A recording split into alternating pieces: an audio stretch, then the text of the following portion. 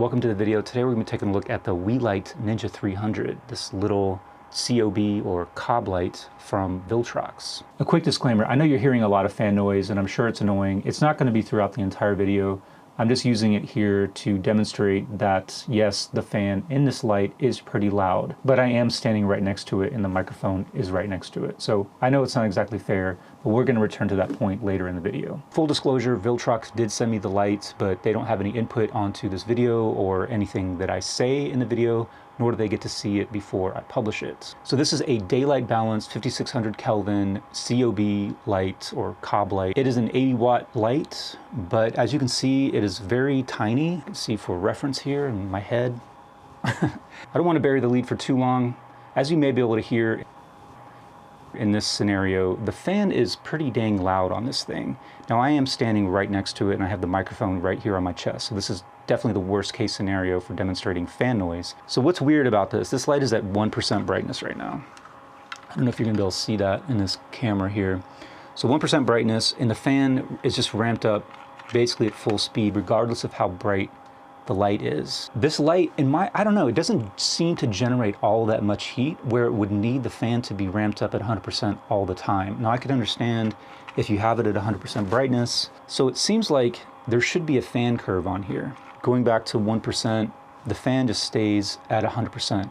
However, you can actually turn the fan off. So if you hold down the mode button here, you go into this little mode menu, and one of the options is mode fan, and then it says on. Click that and the fan turns off. Now you may be hearing my computer over here, but anyway, we'll go back out to the CCT mode. Now we can operate without the fan on, all the way up to 100% brightness. I talked to Viltrox about this, or I emailed the rep and asked them about this fanless mode. They said they didn't recommend operating the light like this, but I guess your mileage may vary. In my opinion, this whole fanless operation thing is definitely something that you can utilize, but I would highly recommend against leaving it in the fanless mode unless you just want to blow up your lights. Just to test it out, I had the light set to 100% brightness and let it go fanless for about 30 minutes, and it was still operating, still going, but it was really freaking hot, too hot to touch, and it also started smelling of some, I don't know, potentially like really hot electronic components. So I'm sure it was only a matter of time before it either shut down or started to get damaged. So what I would say is, for the fanless operation, if you do have an audio critical setup, then throw it into fanless mode, get your shot, and then immediately either turn the light off or turn the fan back on, let it cool down before you begin operating again. Let's talk about the build quality, the physical features of this light. Now this is a tiny little light. Obviously it's meant to be somewhat portable and even hand-holdable. The package that I got, and I'm gonna show you everything that I got, is meant to have a little grip, a little handle with it, but they didn't send me the handle. So I can't show you that, but normally you would get that with everything else that I have here. Build quality wise, it's pretty nice. It's all plastic as far as the light housing itself, but it's all pretty durable feeling. Everything is fit together nicely. There's no real big gaps or seams or anything. The buttons on the back and the dial are relatively nice feeling. Nice clicky on-off switch and mode dial. You can press down this brightness dial here, which also serves as a button press. And the screen is relatively bright and easy to read. So overall, build quality on the light itself is pretty solid. The yoke feels like it's aluminum, some sort of metal. It's very, very rigid and solid feeling. And also these adjustment knobs also feel like aluminum. So nice high quality build for the price especially. This is a Bowens style light, but since it is such a small light, it does not have a full-size Bowens mount. It does come with a reflector dish, but it's not full size. So in the package that I got, it does come with a full-size Bowens adapter. This is very plasticky, but it's a pretty dense plastic. It feels pretty solid, pretty durable. So we'll go on like that. And then you can use this as the mount. So if you can put the Bowens mount adapter right on the stand if you want to take the pressure off of the lights. It also comes with this remote, very standard, very similar to the Godox remotes that I've used. Has the same functionality. You can change modes, you can change groupings and channels if you've got multiple lights that you want to control with one remote. And you can go and change the modes in here. Pretty much just duplicates the controls on the back of the light. It can be a little bit finicky to figure out like multiple button presses and holding down different buttons. I mean, I don't have like the mental capacity to remember all those button presses, but in terms of this light's functionality, all I really needed to do is turn the light on and off and change the brightness, which it does just fine.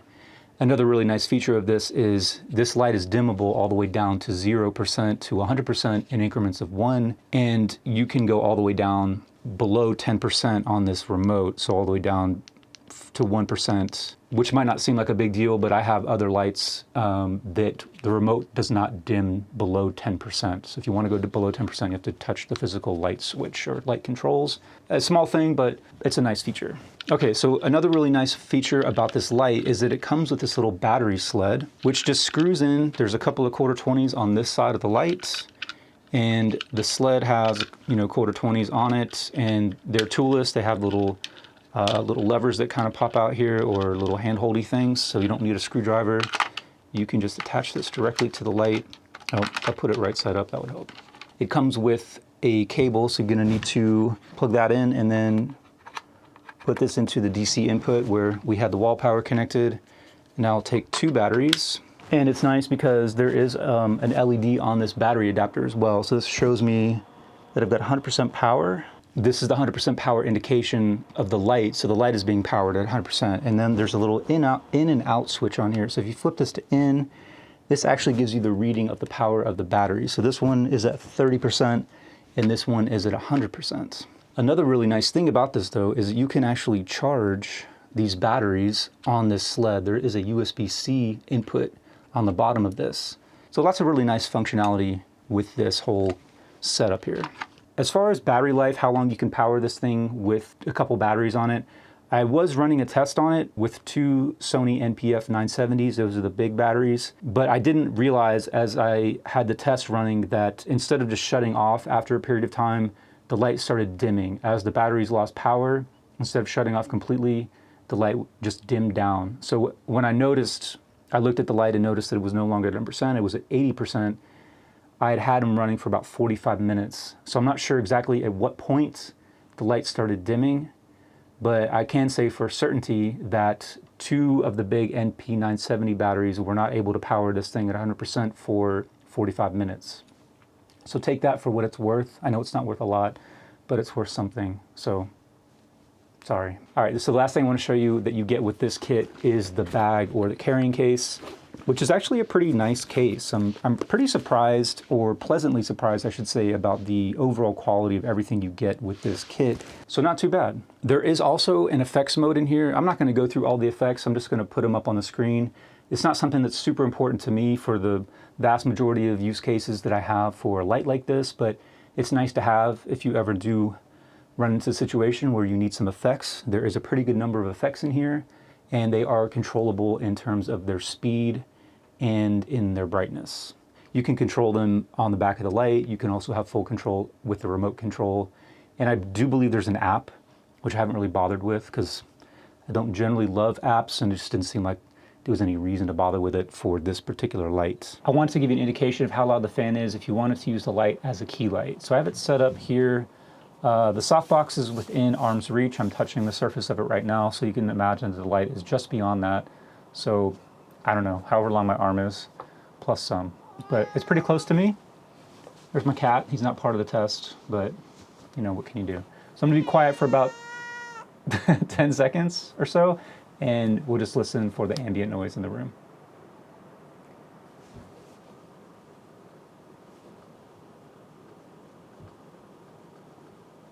As I've been working on this video and working with this light, I think my thoughts have clarified on what I think it's for, what it's good for, and what it's definitely not good for. So here's one final setup so you can hear the fan noise on this light. Again, it's right here, just out of frame, using it as my key light, and the brightness is at 15%. Fan's just whirring away over there. This is definitely not a key light for any long form content. I really don't think you should leave the fan off for any considerable length of time. For that reason, the fan is just too loud. And it's fine it's not really positioned as a key light. So what it is a supplementary light for shooting on location where you just need a little pop of light. I mean, think of it almost as like an on-camera light, but a much higher quality on-camera light, something that's much more flexible, much more powerful, something that you can put modifiers on. I've got some other videos on my channel with lights that I would definitely recommend in place of this if you're looking for a key light. But if you are looking for a portable light, something that can be battery powered, something with a handle even, then this fits the bill. Hopefully that clarifies everything. I hope this video was helpful.